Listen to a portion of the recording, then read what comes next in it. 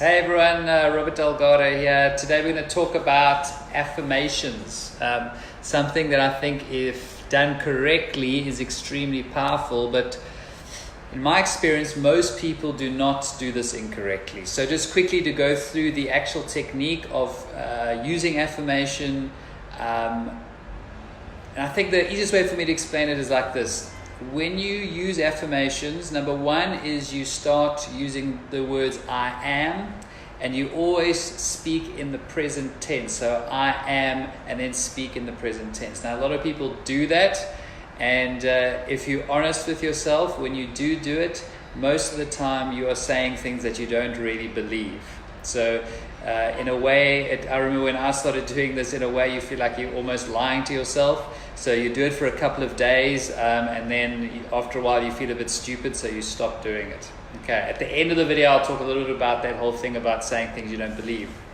But number one, in the present tense using I am. Number two is there must be a visual aspect to it. So at the same time as saying whatever you're saying, you must be visualizing in pictures in your mind, and that's to give your brain clarity on what you are actually saying. The example I was taught about that is this. Say you say the word apple. Your brain can have very different things linked to apple. It could be an Apple computer, it could be a green apple, it could be a red apple. But if you say apple and you visualize a red apple, your brain then knows exactly what you are talking about. So when you use an affirmation, you say, I am this, visualizing with a picture in your mind exactly what you mean will give your brain clarity on what you are saying. So we've got the words in present tense, we've got the visualization aspect of it, so you must visualize it as if it's already happening. And then the third one, by far the most important, and what most people don't do, is you must feel the emotion as if it is already happening. So let's use an example.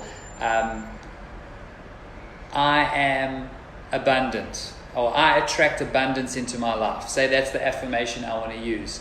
So I will use that term in present tense. I attract abundance into my life. I will, in my mind's eye, visualize what that means to me, and then I will connect to the emotional feeling of abundance in the present right now as if it is already happening. The emotion is what super boosts it. It's what most people miss out. They say things, they say it in present tense, they use I am just like everyone tells them to. They don't really believe what they're saying, and they don't feel the emotion as if it's already happened. Just to come back to that whole thing about saying things that you don't believe, this is why I think it's so key to look at your limiting beliefs.